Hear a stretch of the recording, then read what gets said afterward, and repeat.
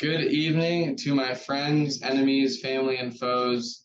I am joined and accompanied by the amazing and intelligent and intellectual Juan Morillo. Morillo. Morillo. Nice to see you guys. Um, I met Juan on a study abroad trip that we took to Greece with about 20 people, and instantly I felt that I was able to relate to Juan on a bunch of topics, especially regarding history and philosophy and religion. And a little bit about Juan, I'll introduce some aspects and I'll let him take it away. But he is a connoisseur and appreciator of history and literature, just like me. And I very much enjoy talking about some of the books that we've read while we were on that trip in Greece and some of the things that stood out from those books we've read. We have a few of those books here with us that we will discuss for this podcast. Juan is also the president of Writers United, which is a creative writing student organization at UCF. Student organization, Student organization that I'm very excited to be a part of. I'm going to be one of their first general body meetings this week at 7 p.m. on Friday. I will be there. Juan is also working on joining cross country, and he's majoring in psychology and English, which is an interesting combination, which I'd love to learn more about. But other than that, I'll let Juan take it away. Tell me about yourself. Of course. So, hello, guys. I am Juan Morillo. I'm from Venezuela. Oh, my bad. So, I'm from Venezuela. I moved to the US about 8 years-ish ago in 2015. I initially moved to Miami though, and then I moved to Orlando to come to UCF. And yeah, I really like reading. Obviously, I like writing. It's one of my majors. And yeah, I'm just interested in everything. And I'm trying to learn as much as I can out of the world as I can. And because I feel like the experience of being alive is just like knowing everything, like not just the fields that you're into, just like having like a widespread knowledge of everything. So yeah, that's why you sometimes notice that I like this, but I also like this, and I also like this, and that's pretty much it. Yeah. Yeah.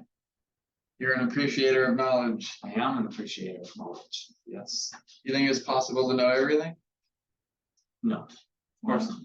So you want to know as much as you can? Yeah. I think it's impossible to know everything.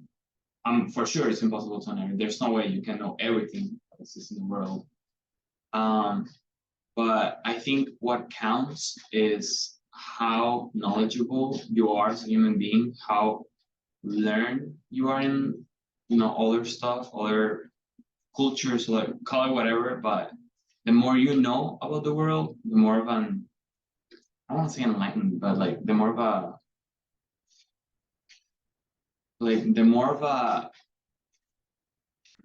like I don't know, like knowledgeable individual. Yeah.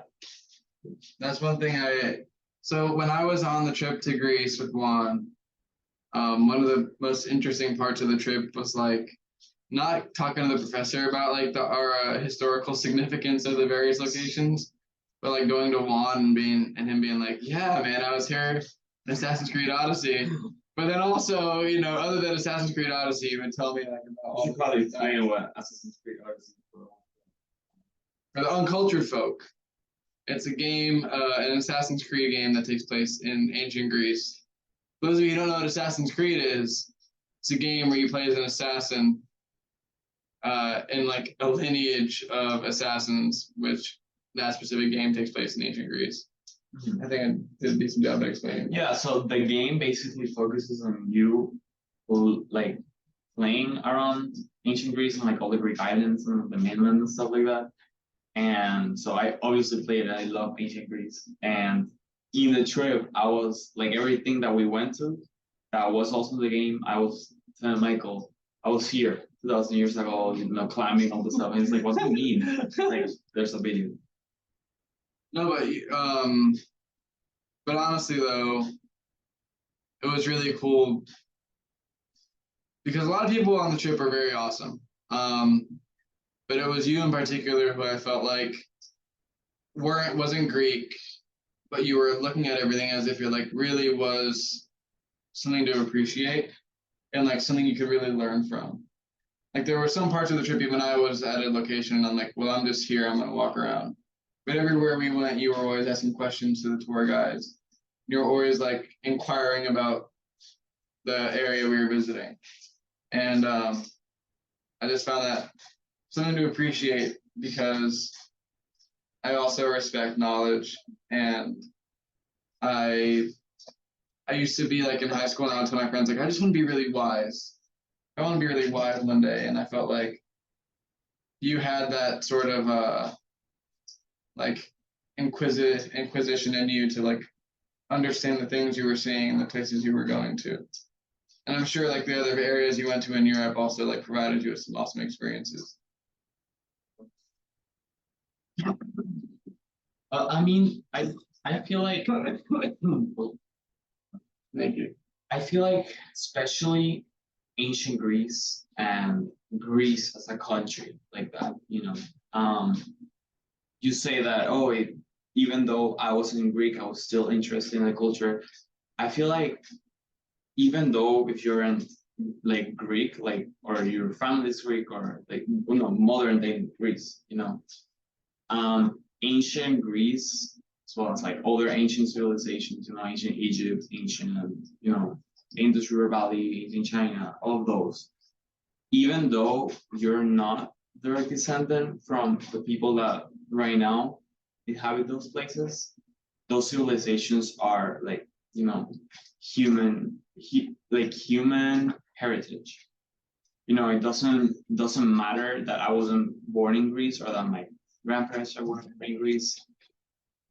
Everything that we learn today and everything that we are today, that we are, and the way we speak, thanks to ancient Greece and ancient Rome and stuff like that.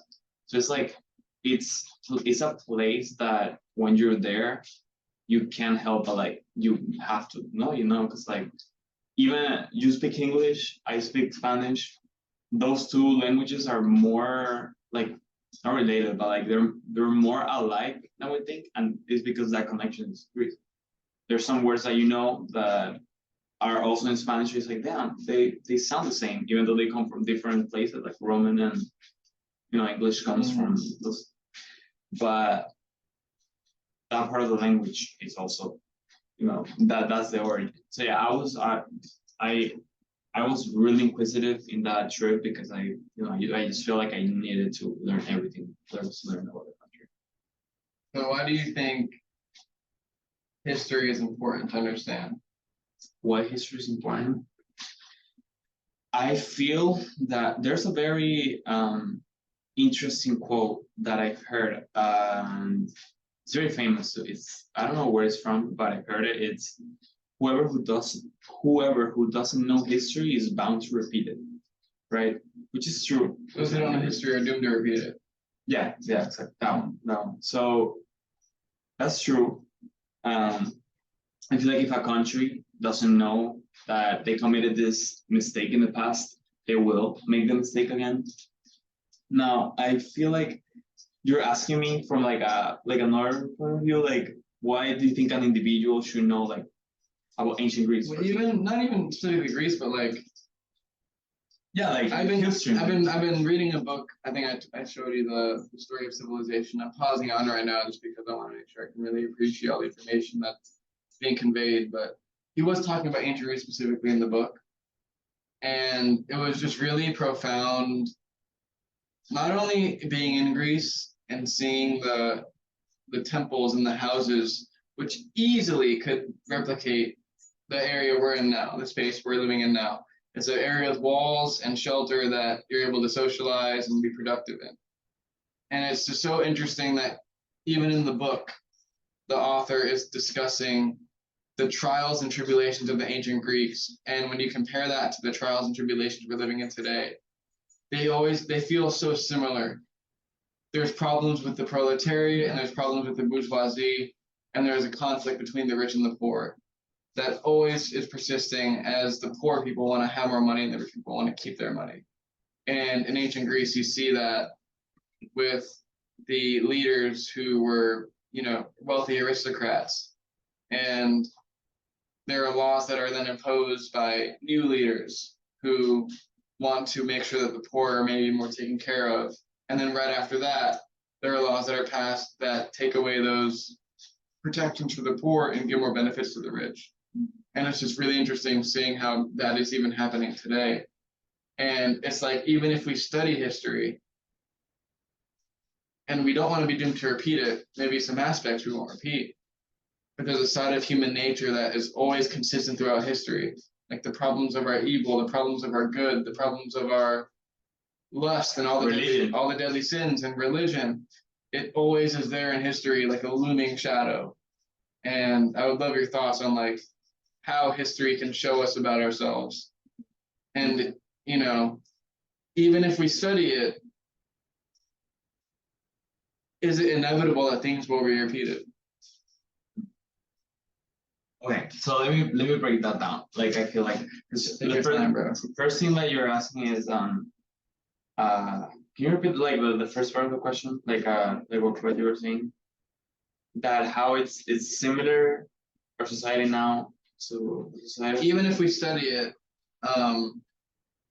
are things just like inevitably gonna happen? Mm-hmm.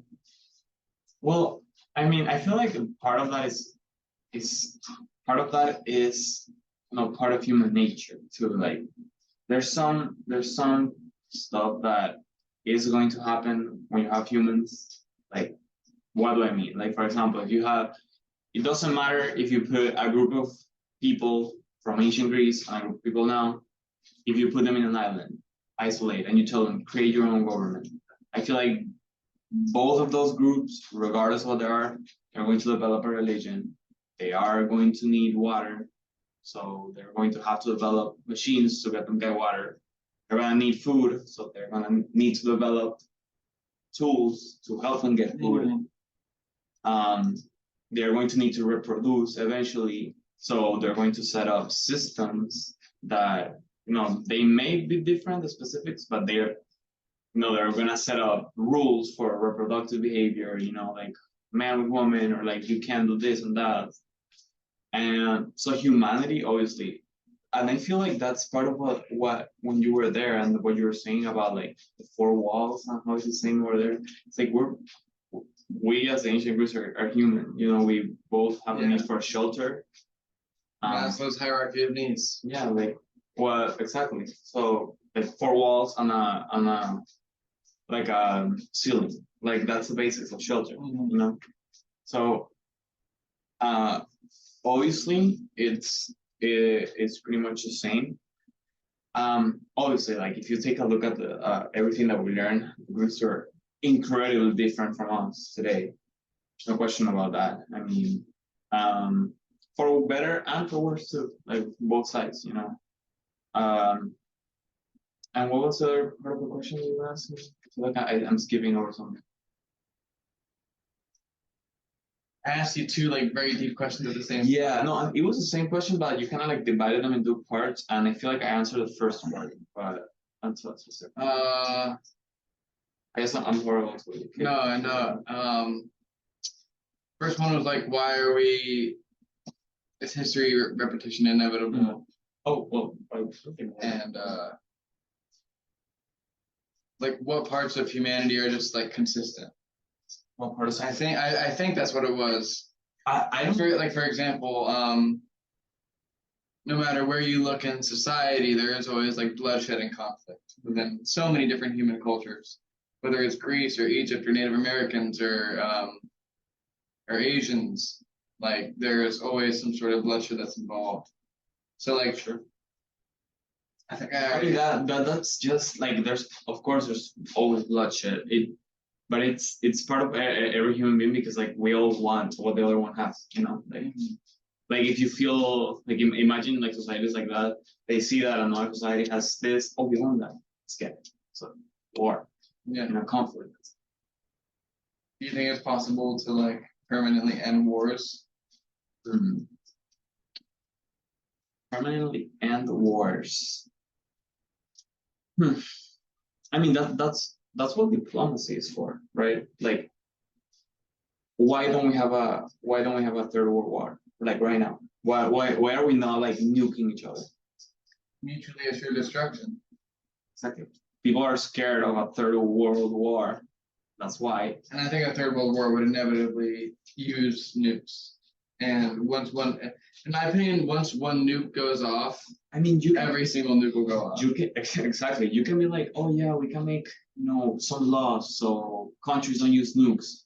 Yeah, but are you gonna tell that to the country that just got absolutely destroyed and that has a couple of nukes, can use them, and using them in the right place in the other country is going to like basically defeat them?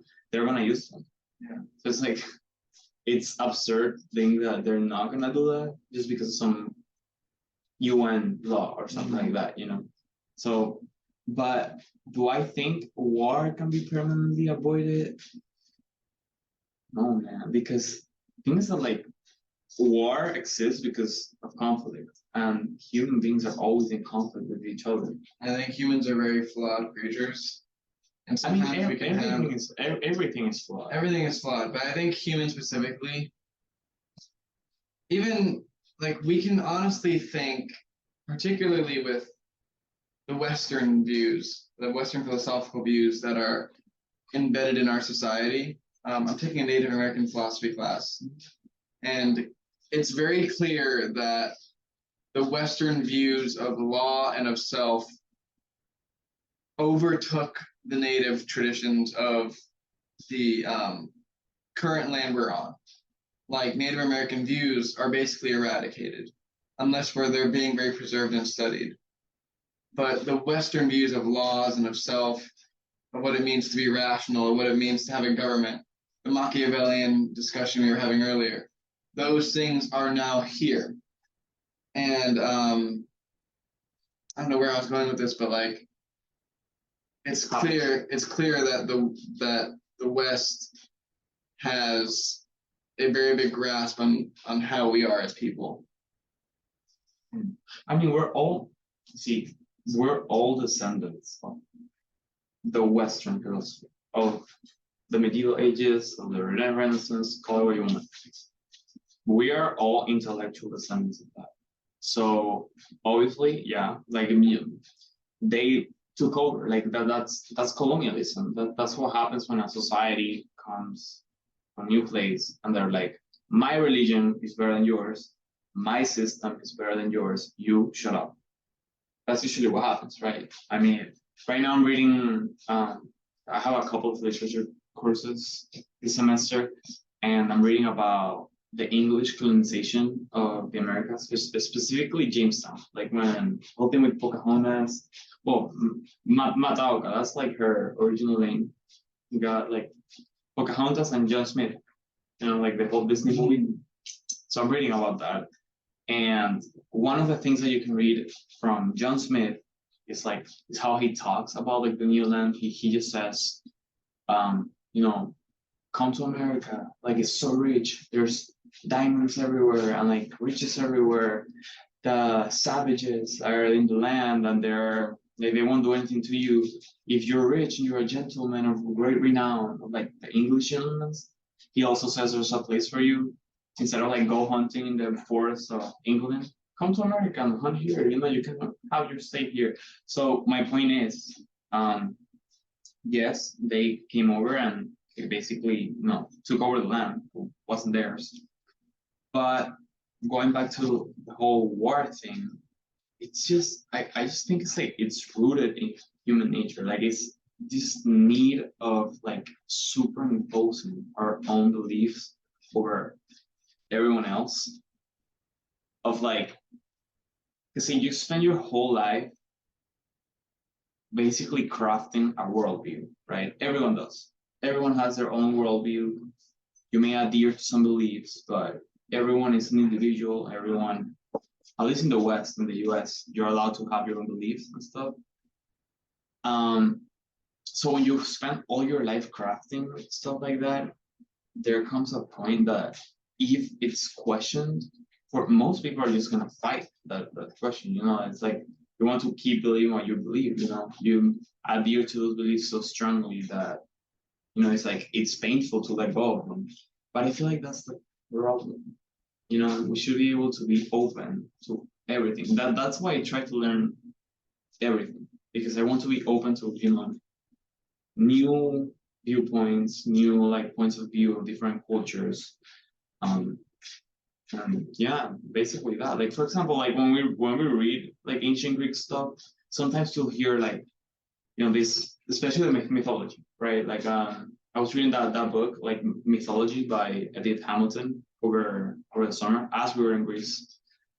And so whenever you read an old type of mythology or ancient mythology of whichever, you're gonna come across some things that you read and you're like pulled back because it's like so weird and gross. Like for example, Zeus. So who was Zeus married to? Hera. Hera. What was Hera to Zeus? His sister. Exactly. It's crazy to us because we're from a culture that's far removed from what the ancient Greeks were.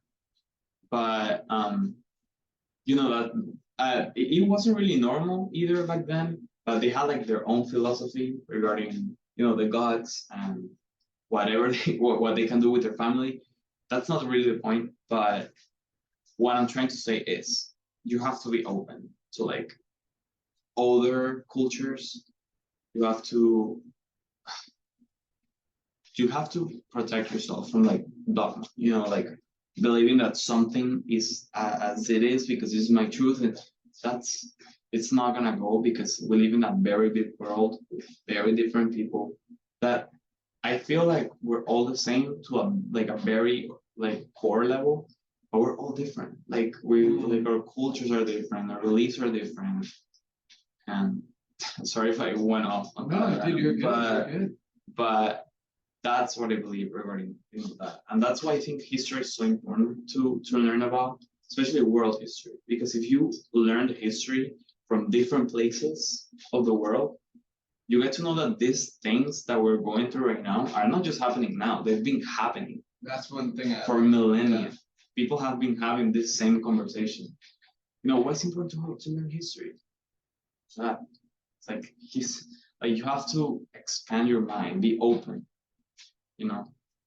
That's what I believe about all of that. And it's always so interesting hearing like what you said, these conversations have always been happening. Mm-hmm. And I think I've heard the saying like everything that's been said has been said like before. And I'm sure there are people like that were living in ancient Greece that were talking about the exact same thing we're talking about now. Yeah, ancient Greece, ancient China, be whatever you want to. And that can be anywhere. Yeah, exactly. I mean, people are always talking what are the best ways of having a working society. Yeah. And that conversation is different everywhere, but it's the same conversation. So it's core. And I really think history is something that shouldn't be, especially in Florida right now, it's being sort of misconstrued. And I think history needs to have some objective moral stances where we can say like Nazi Germany was a bad thing, slavery was a bad thing. I was like what specific instance are you referring to when you said like history is being misconstrued? So in Florida specifically, we're seeing laws that are being passed that say if you potentially, not specifically in Florida as well, there are some Midwestern states that are Republican states that are saying if you say slavery is a bad thing, that's imposing your own view. And if you impose your own view on a subject, you can get fired. And so to say that slavery is something wrong means you're having a political stance on it. Mm-hmm. If you say that Nazis were bad, you're having your own view on it. You have to say Nazis were just this, Nazis were just that. You can't say if they're good or bad. And I think that sets us on a path where we don't critically view those things that are, in my opinion, like morally horrible. And it seems that history is going to repeat itself, whether we like it or not. Because we can study history and we can know history, but the majority of people don't study history. They don't know history. And so as things unfold, they can unfold very quickly. Like genocides have been happening for so long. And that's because history is something that can be erased, and it is something that can be written by the victor. And if the victor is writing history, and the bad parts of history is written by and if the bad parts of history are not being discussed, then you're going to see those traits of humanity that exist within all of us arise and take shape and impose themselves on the current state of the society.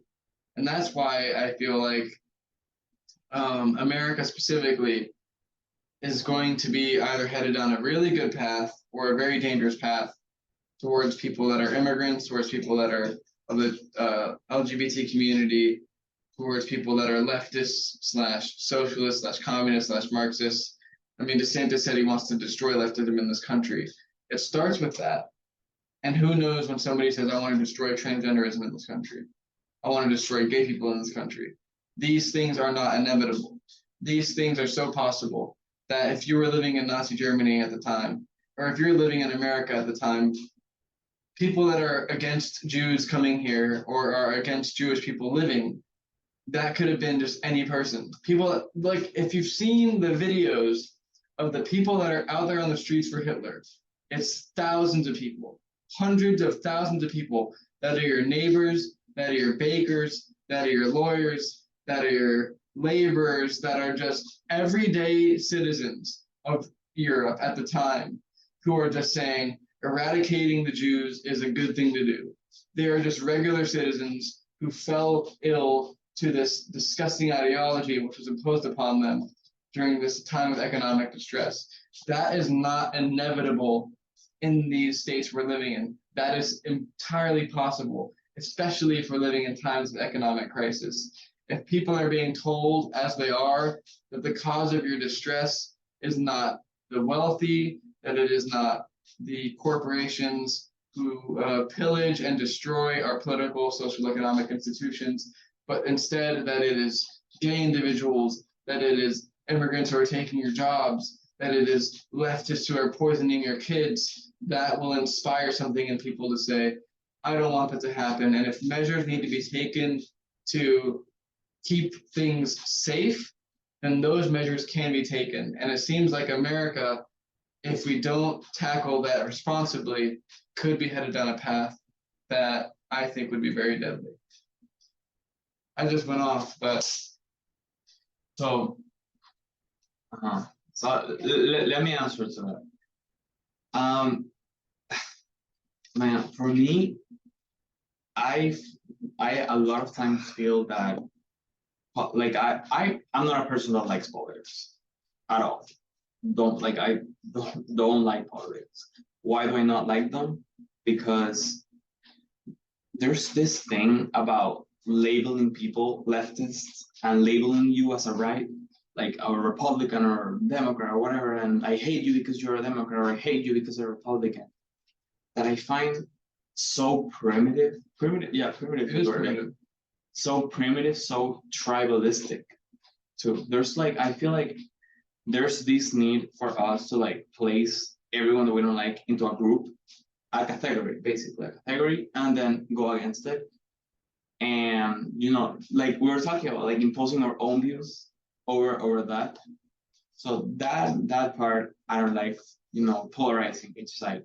As far as you were talking, I feel like stuff like this are definitely possible. Like you said,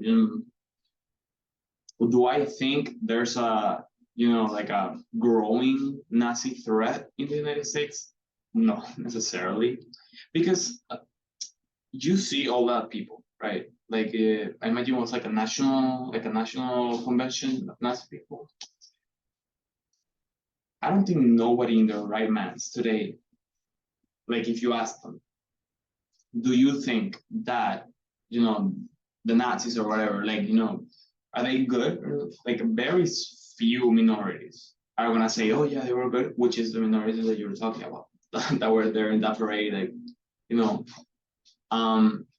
obviously, like the great majority of people are not gonna say that, but you're gonna have your minorities. You're always gonna have your minorities and stuff, I think the one thing that scares me though is that you're entirely correct. There is literally a Nazi protest in Orlando the other day. I saw that. but Hitler never needed a majority. You're able to do it with a minority. And I'm not saying that like we're gonna be having a Holocaust or we're gonna be having a genocide against these people. Yeah, but like the ideology, like a growing ideology. And I hate the tribalism that exists too. And that's one thing that frustrates me about politics. As somebody who wanted to be I am a political science major. Mm-hmm. I constantly see people saying, well, the left is saying this and then they're doing that, or the right is saying that and then they're doing that. Or he's from the left, like his opinion doesn't matter. Or like he's a Republican, everything he's saying is mistaken. He must be racist. He must be racist, exactly. And I think one thing that Marx did correctly was instead of labeling people in these specific categories, the most efficient and simple thing to do is say, are you a member of the proletariat or are you a member of the bourgeoisie? And whether you like labels or not. I'm not very familiar with Marx, but I imagine that bourgeoisie. I imagine that's like the rich people. Yes. And then the proletarians are people that work. People that work. Like, just wanted to clarify. Like, I don't like categorizing, but like, if we are going to categorize, I mean, that is he says history is class struggle. History is any history you study is always something about the rich and the poor. It is about Genghis Khan, the bourgeoisie, reigning over the proletariat, the innocent peasants. It is about, the Egyptians, Cleopatra, the bourgeoisie, and the conflict between the proletariat. It is always about the people that have power and status and wealth and people that are poor and how they struggle against that system. And like, obviously, maybe I mislabeled it, like saying all of history is this, but Marx said history is the history of class struggle. Really good, like pretty compelling argument. History is the history of class struggle. That's how we know what happened and what didn't. It is different classes, primarily in conflict. I get it, and I would disagree to that to a point. Obviously, like you can always say that a lot of history is gonna be like the kings doing something, but well, for example, there's poor people, like people who were born in poverty have changed the world. Like, let me not go that far back. Well, it's kind of far back. But like regarding to what I said about John Smith was the son of a farmer. Like he was poor in England, but he founded a colony. He fought some wars. Whatever. He made history. He's in their history book, so he made history at some point. But I wish I was more familiar with like Karl Marx's works. I really haven't, unfortunately, read anything. It's very interesting. Yeah. You should read the Communist Manifesto. Communist Manifesto. You know that Communist Manifesto actually has its roots in a lot of Thomas More's Utopia, which I am reading now. I read Utopia. Yeah, you read Utopia? Yeah. It's great work. One thing that I think you're going to find interesting, I think it was Hegel, who was Marx's teacher, and he argued, along with history being class struggle, human progress is always categorized by three things. It is the thesis, which is, let's say, topic one, or like a problem, or an idea, and then the antithesis, which is the opposite of that, or maybe a problem that exists from that original concept. And then the conflict. And then the synthesis, which is the resolution between the conflict that exists between, okay, let's have a factory. Okay, now we have carbon being produced. Okay, let's have batteries. Okay, now we have batteries. Batteries produce lithium. Let's have safer batteries. Okay, we have bronze. Bronze isn't working against, bronze isn't doing enough over here to like help us construct this. Let's use iron. Okay, we have iron. Iron is falling apart due to the conditions we're working under. Let's make iron with this. And so like that's a very niche discussion of the synthesis and antithesis concept. But like if you look at history, you see that there is a problem there's something that exists, there's a problem with it, and then something arises to solve that, and that synthesis itself becomes its own thesis, which then leads to another problem, which then leads to another solution, and that solution becomes its own thesis, which leads to another problem, and so on and so forth. I never thought about it that way, to be honest. Like that's pretty interesting. My professor Paul Lebeds went over it. I think I told you about Lebeds. Yeah, it's something like And it was just very interesting to think about, like, okay, we have candles. Candles don't work too well. Let's produce lights. Okay, we have lights. Lights can only last this long. Let's produce lights that are LEDs. LEDs do this. LED, and it just always goes on. And that's how humans progress. Always. So, like, idea, problem, solution. That solution becomes the idea, which has its own problem. And that just always spirals into something.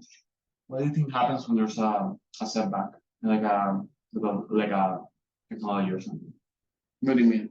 Like, for example, if people are forced to go back, like let's say, like whenever Romans, like they were over, medieval ages started, but you could call that it's like the technology kind of like slowed down for like 800 years until Renaissance, whatever. We have this period. So how would like, for example, medieval ages fit into that? Like setbacks, setbacks in technology.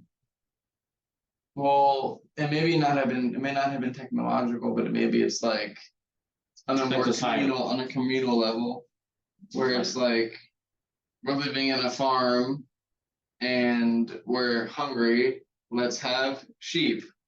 Okay, we have sheep, but they're all running around. Let's have a pen. Okay, we have a pen, but now they need to be like occupied and have fun. Let's have a free range pen. So the pen bigger. Okay, the pen's bigger. Now we need to get them into the house.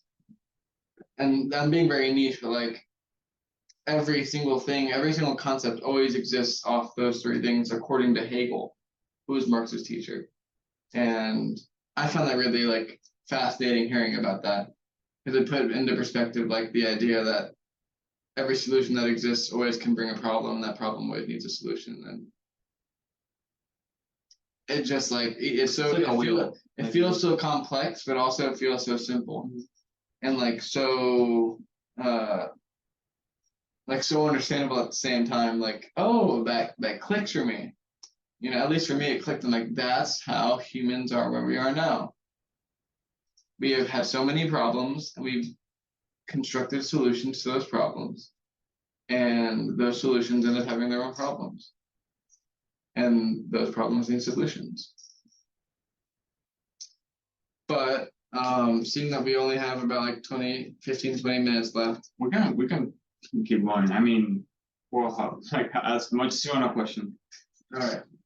Well, I'll go to transition into the books that we brought. I mentioned earlier, Juan is a connoisseur of literature, which I consider myself to be. I used to despise reading books throughout high school because I felt that they were stupid, and I feel like you can't read a book in high school unless you like really are understanding why it's cool. Or you can, but like I felt like the books they had me reading, I was just like, I don't want to read this shit. Even if they were good books, I was like, I don't want to read this. The thing about high school is that how are you going to force a 14-year-old kid to read about some random guy 2,000 years ago?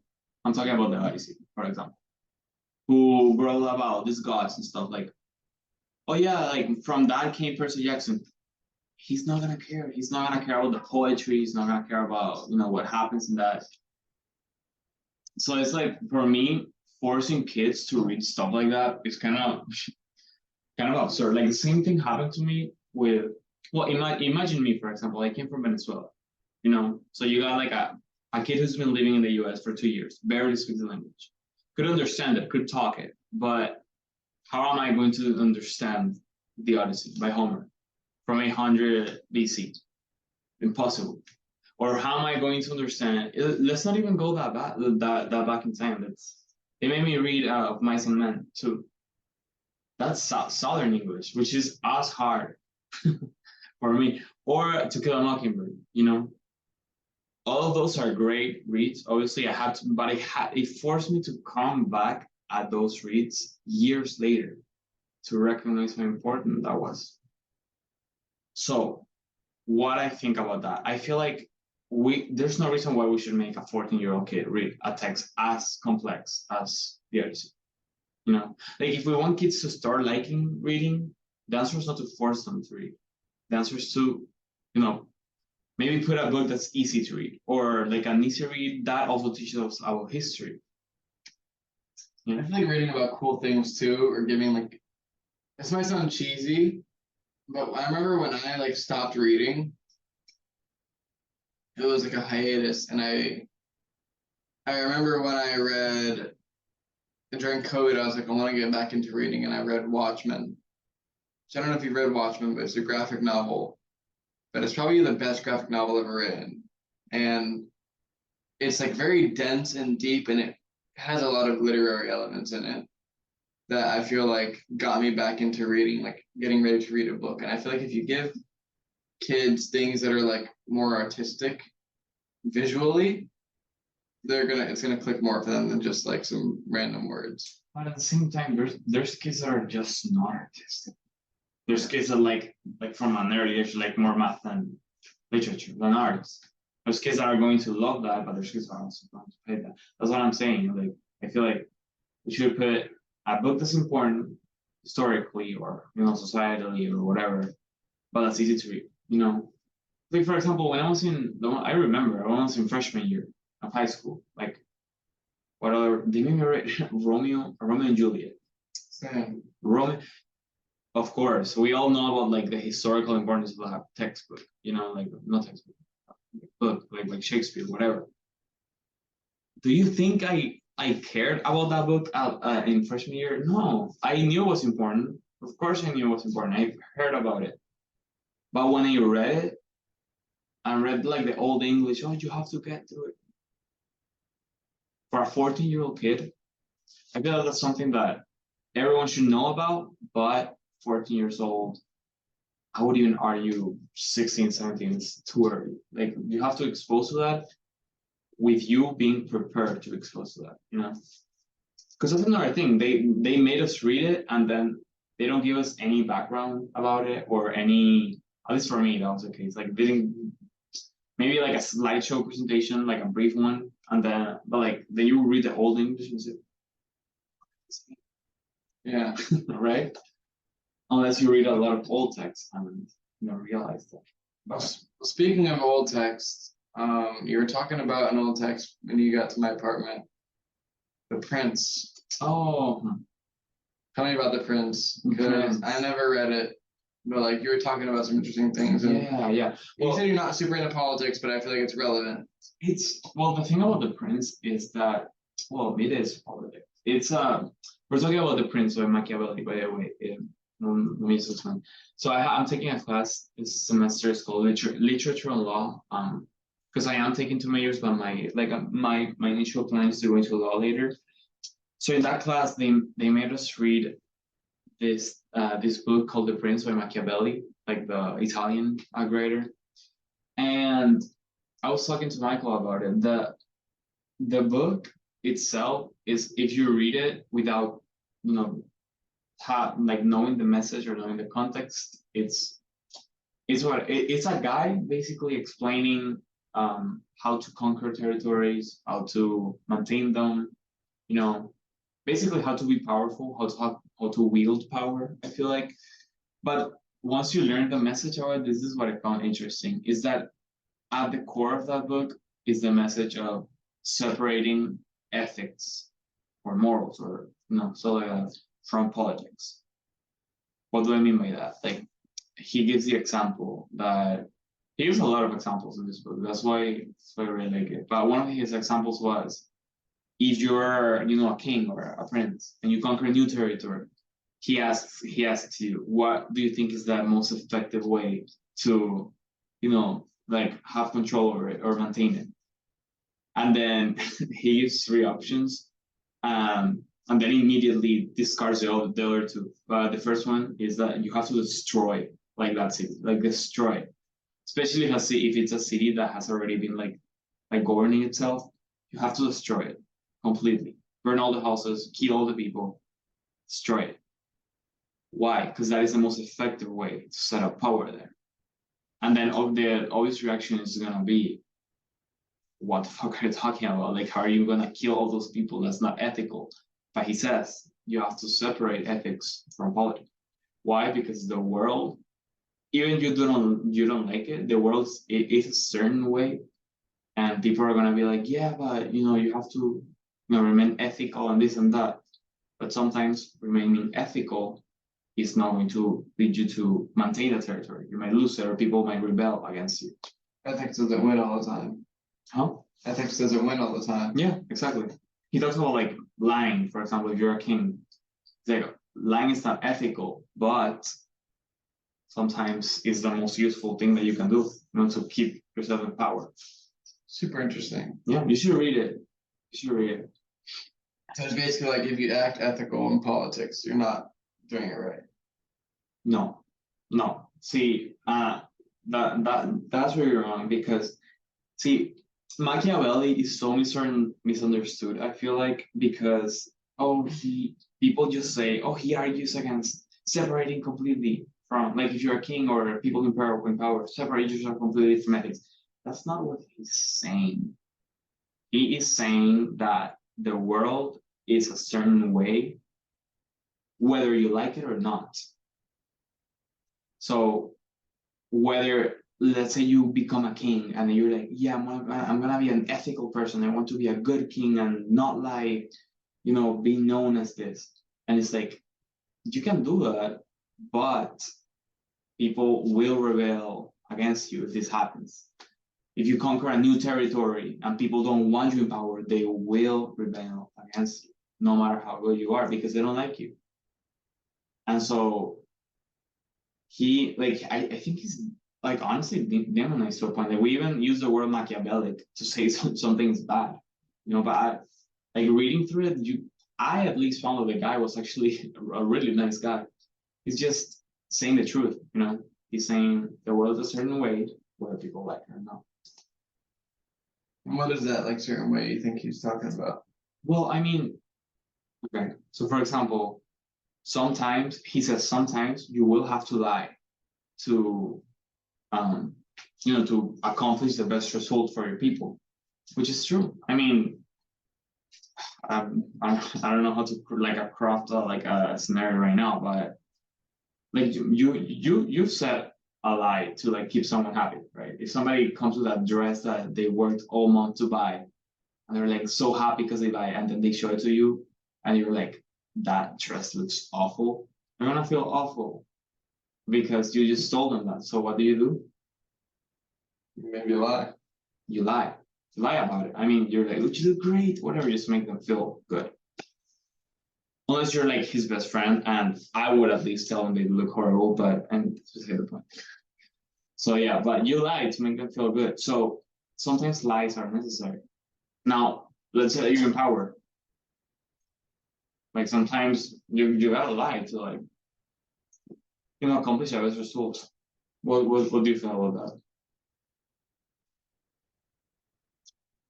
Do you feel like as a ruler, you should remain connected to politics, like not politics, but to like ethics all the time, moral? See, ideally, I want ethics to be involved in politics because I think that would make the world a better place. But realistically, as we've seen from history, power is something that tempts people. And acting ethically sometimes means you won't get the power you want. And sometimes people, the bad guy will get it. And people can be naturally selfish and want that power for themselves. And so I think that people can often turn towards measures of, especially under capitalism, the world is a little more cutthroat than it used to be. Maybe in the sense that like if you screw someone over, you'll probably win for yourself. You can either be the exploiter or be the exploited. And acting unethically can mean you're not going to be exploited. Maybe it'll mean you're the person who's exploiting others. I mean, I feel like that's the whole point of capitalism, right? Like, yeah, you will get the better of it if you lie to this guy. Like, there's no punishment from the Yeah. system per se. It's just like you, in your conscience, you know that you did it wrong. But the issue is, as much as I think Machiavelli can be right, like the world is cutthroat. The world doesn't care about ethics. Like human nature, I wish it did. Like it sometimes doesn't care about ethics. And as much as I think he's right, I look at Nancy Pelosi, who like people call Machiavellian, and I think she's horrible because she acts with, I don't need to act ethically. I want to pursue power, and she's risen and she's grown and she's one of the most powerful people in the country. And she acts in a way that's like, I'm going to separate ethics from politics, and she's sort of made it. But like, what does that mean for people that aren't in the power? And maybe Machiavelli would be like, does it matter? You know, like if you have what you need, they can lie and they can act unethically, and maybe they'll rise up too. But like acting ethically, maybe it holds them back, Machiavelli would say. Or maybe anybody would say that. Maybe it seems like acting morally and ethically in today's world doesn't provide you with the powers that come with acting unethically. And that's why I think Plato's Republic is so good, because it's constantly the dialogue of, is it better to live a just life or is it better to live an unjust life?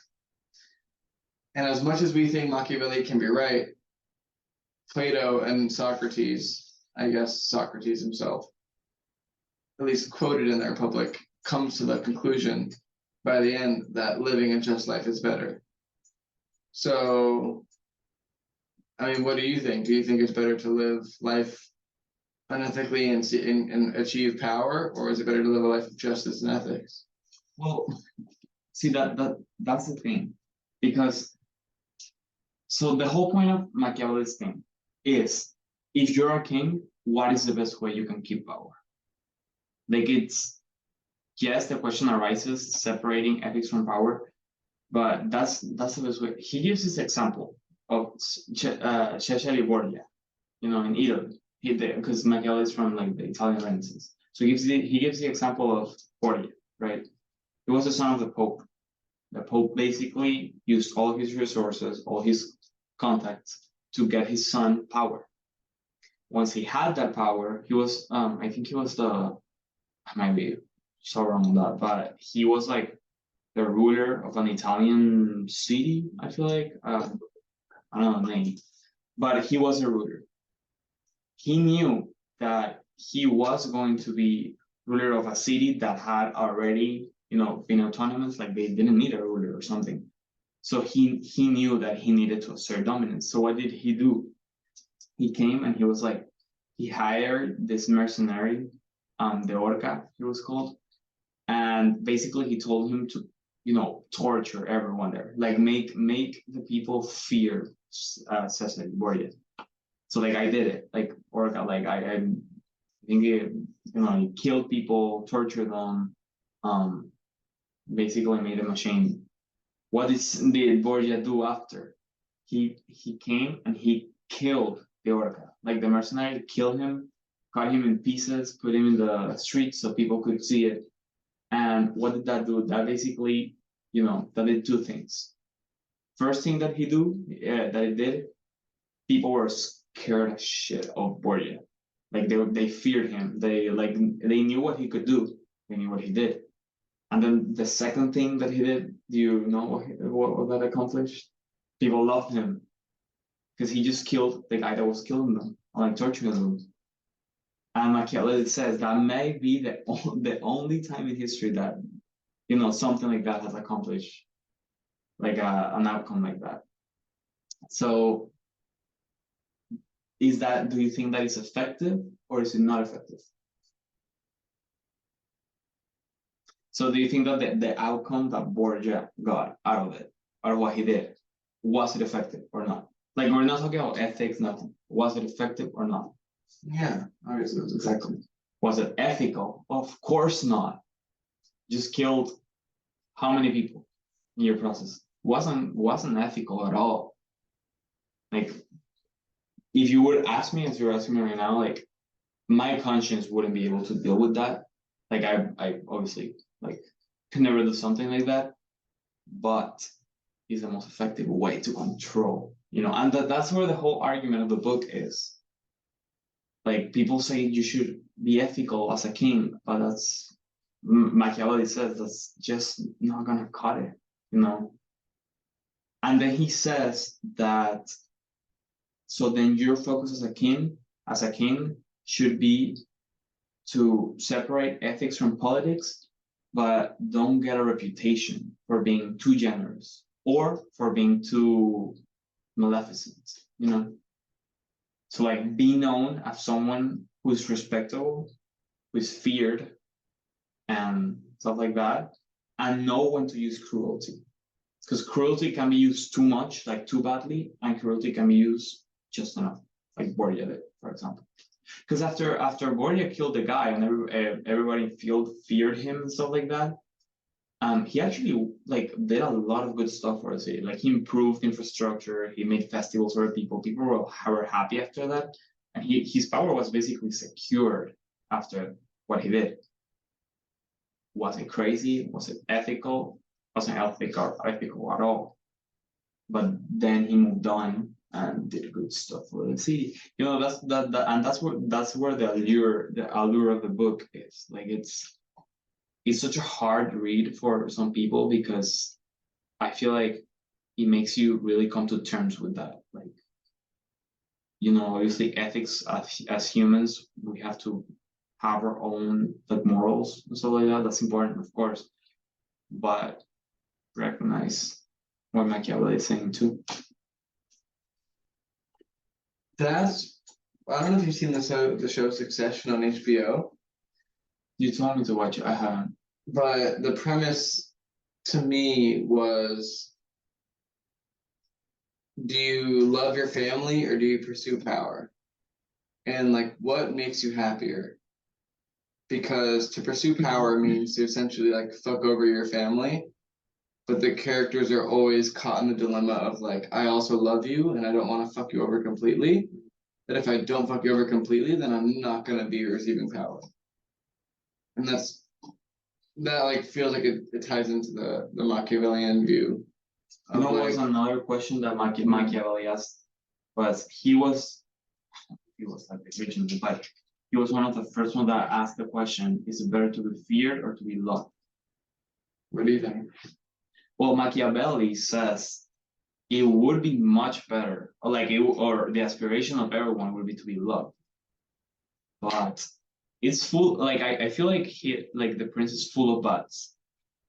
Like, he obviously the best for us would be to be loved. We all want to be loved, but the most effective thing is to be feared. And then he goes on to explain that it's because humans seem to respond better to fear than to acts of kindness.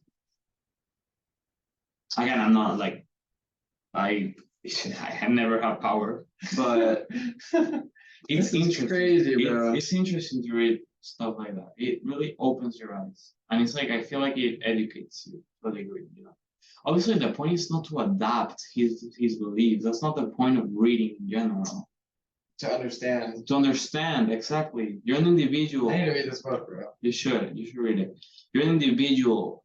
Oh my God, like, you have the power to make your own beliefs about everything and then like go about your world doing that. Like, you don't have to adopt everything a book is saying. Speaking of books, to transition to one last topic before we wrap up. Both Juan and I brought some books that we felt were relevant to our conversation and impactful on our own appreciation of literature. And I have 4 big books here but I would love if Juan maybe showed his books first, or one, two, or three, or whatever you think, and also one or two of mine or something like that, and discuss why we think they're important to us, maybe to literature as a whole. Feel free, bro. You have a nice stack right there. So I feel like the first one I should talk about would be this one. Because I'm reading three at the moment. I always like to read not one single book, but three in case I get bored of one. So the first one I'm reading is called Meditations. Very popular book. It's by Marcus Aurelius. Who's Marcus Aurelius? Marcus Aurelius is one of the was a Roman emperor. Basically, the whole point of the book is that imagine the most powerful man in the world, like the richest man, has all the power to him. He can do everything he wants, right? Like he desires something, he goes like this, they bring it to him. Like he doesn't even have to think it twice. But what's interesting about the book is that it's basically this man that has all the power in the world sits down and it's like, okay, so let's come to terms with this, and let's be good. Yeah, I read most of that book. Yeah. So I just find it fascinating that a man who basically has everything at his disposition essentially said no to like desire and all of that. And it's like, let me live my life in a good way, in a, what's it called, like a stoic way. Like basically, he was very influenced by Stoic philosophy. One of the things I'll mention, one of the things that stood out to me in that book was I think I talked about this with you last week. It was him like bringing up. Oh, sorry, I got my back. Him bringing up the similarities between like a human and an olive. Yeah. And how like both grow and both die and decay and fade away. Mm. And like coming to terms with, like his power, like coming to terms with the mortality we exist under, and how like futile we can really be. And that was really, that stuck out to me a lot. It's just like it is his personal diary, so it can get a little bit slow sometimes, but a lot of the stuff that is in here, it's like gives you guidelines. Yeah. Like maybe something you can try out in a certain situation. Again, you don't have to adopt all of his beliefs. I'm not saying that, but sometimes he tells you sometimes to appreciate some things that you might not have thought of. And one thing that also stuck out to me was him saying that any negative feeling you have is almost entirely mental, and it's because you view that thing existing as negative, and it's you viewing that as negative that allows you to feel emotional about it. For example, if you think like if you're in Machiavelli's world and you think killing people is a bad thing, then killing people is going to be something that you view as bad. If you think it's a good thing, then you're going to view it as good.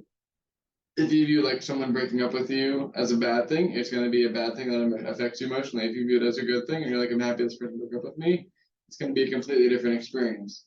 And if you apply that to everything, you'll notice how different your life can be. And that's part of that. That's Stoic philosophy. So basically, life is however you think it is.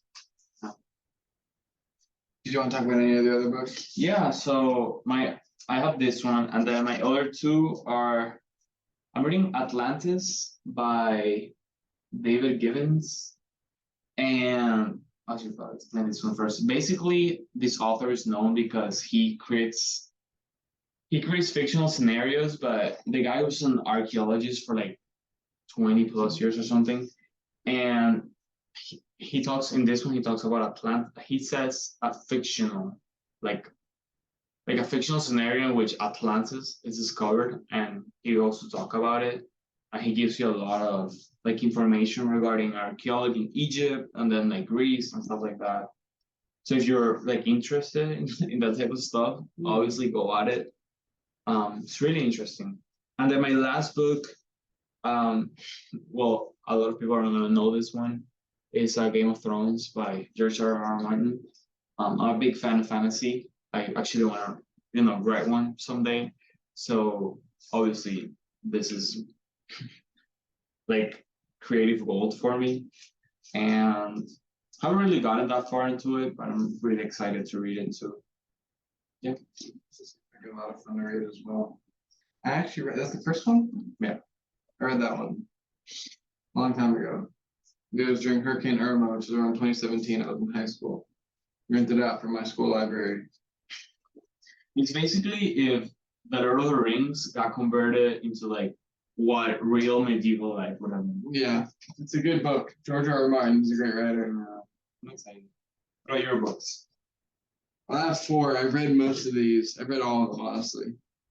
I'll be a little quick, but I'll take my time as well. This is the autobiography of Malcolm X. And You wanted to talk about that one, right? yeah. Still smells like a fresh book. I love it. And I have a bunch of highlights in here. And I have a question about that because I don't really know also a lot about Malcolm X, but I do remember a few things from my high school history class. Wasn't he adhered to the Islamic religion? very much so. Okay. It's kind of like mentions it right here. Oh, okay. Yeah. Yeah, he was influenced by it. No, not adhered. So Like, much. 'cause I don't know if he was a Muslim per se, but I know he was influenced. I have so much highlighted here. Wow. Here's one thing. Have you ever been so sure you did something that you never would thought of it again unless it was brought up again? Then you start trying to mentally confirm and you're only about half sure. I don't even know that. It's such a good book, bro. These ghetto teenagers see the hell caught by their parents struggling to get somewhere, or see that they have given up struggling in the prejudiced, intolerant white man's world. The ghetto teenagers make up their own minds. They would rather be like the hustlers who they see dressed sharp and flashing money and displaying no respect for anybody or anything. So the ghetto youth become attracted to the hustler worlds of dope, thievery, prostitution, and general crime and immorality. I want to read it, man. I because I wish I could talk about it, but obviously I haven't read it, so I can't. He said, any country's moral strength or its moral weakness is quickly measurable by the street attire and attitude of its women, especially its young women. Truly, a paradise could exist wherever material progress and spiritual values could be properly balanced. I need to read this book again. This book is great, though. Moby Dick as well. I We mean, talked a lot about it during the trip to this. yeah, just, I mean, fucking phenomenal literature. I mean, even the first paragraph, I'll read you the first paragraph, which is like, just tells you so much about what the book actually is.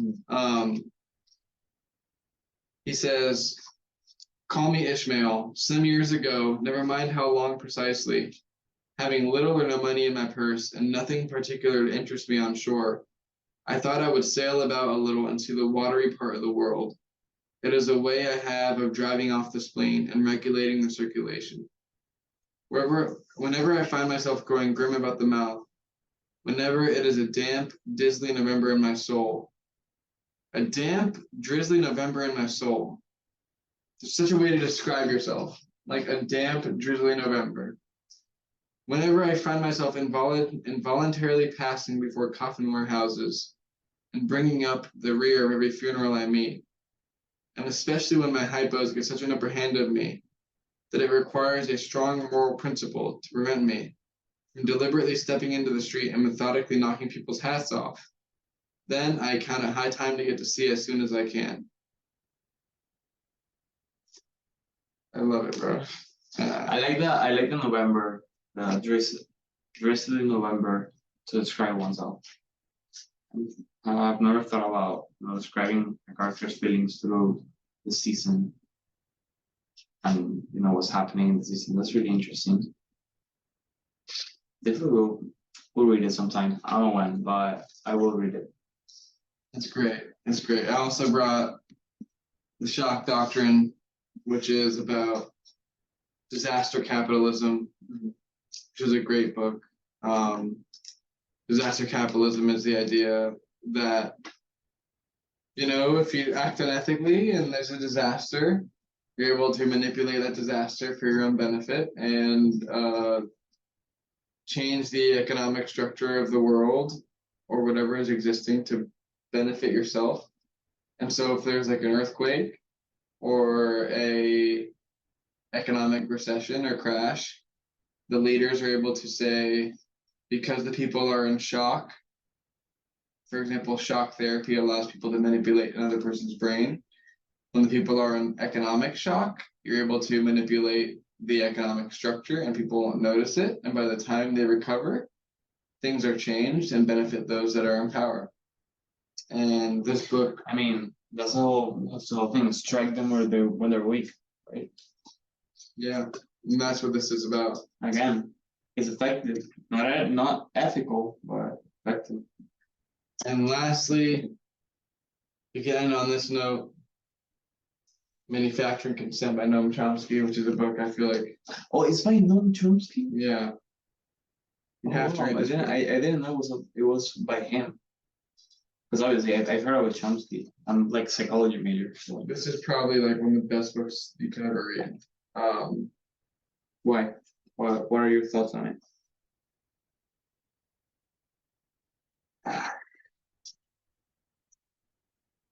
It says here the political economy of the mass media, and he goes over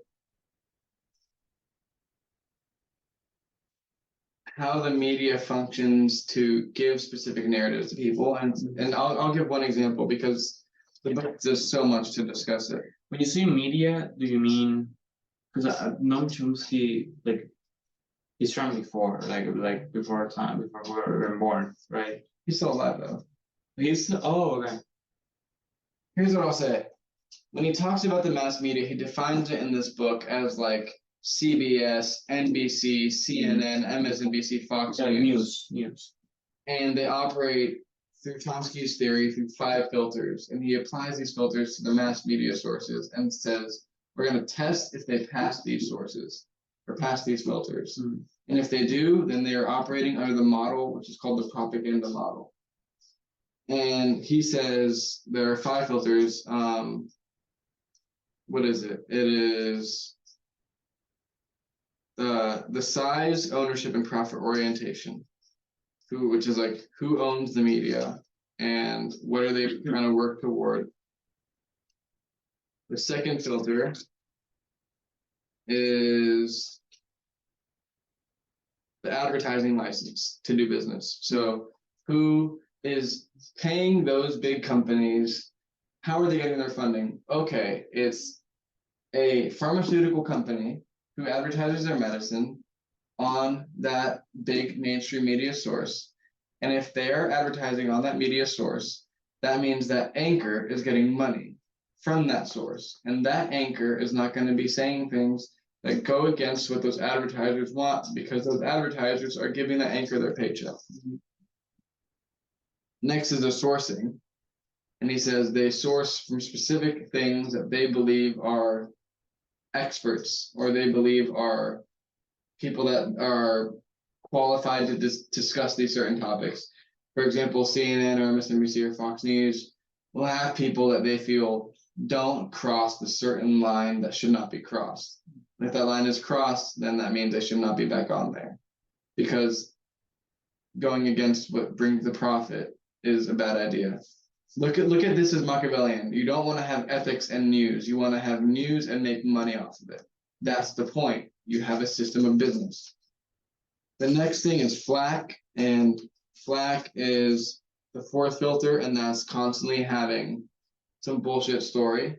It could be this person said this, or this person tweeted that, or here's a story that will just occupy people's minds for a while. Meanwhile, there are people dying in this country that we're not going to talk about.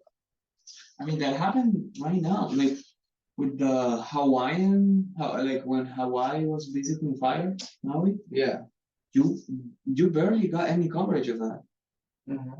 Like, like compared to other like wildfires in like California a few years ago, that was everywhere.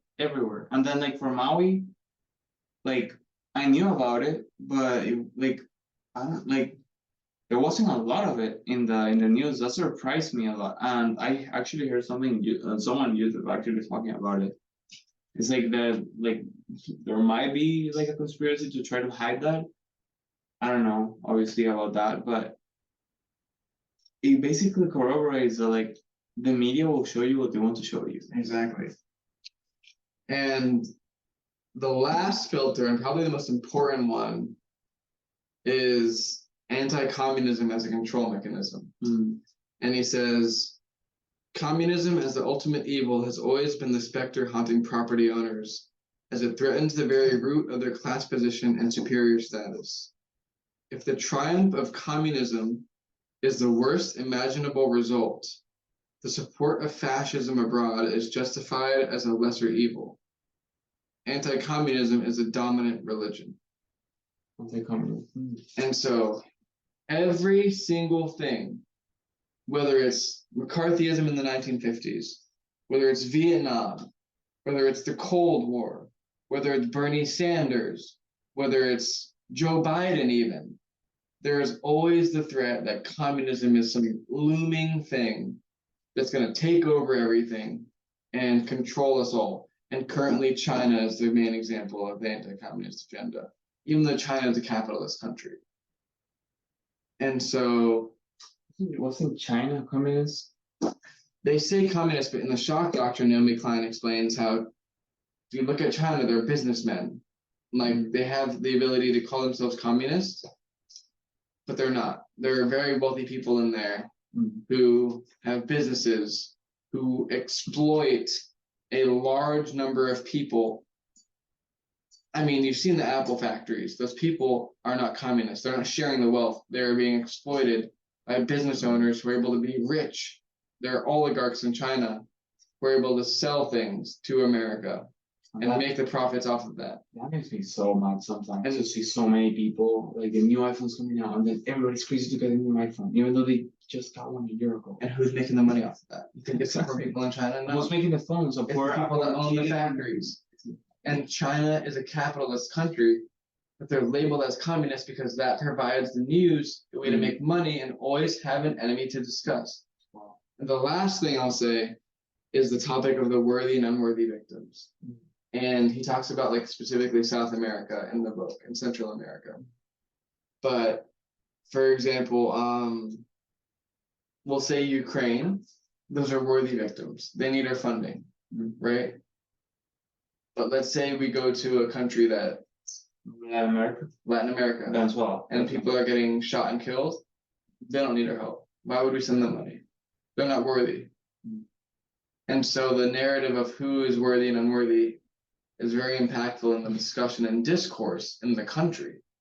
And so that discussion is fostered by the media, who operates on these filters and is able to decide essentially what we talk about unconsciously.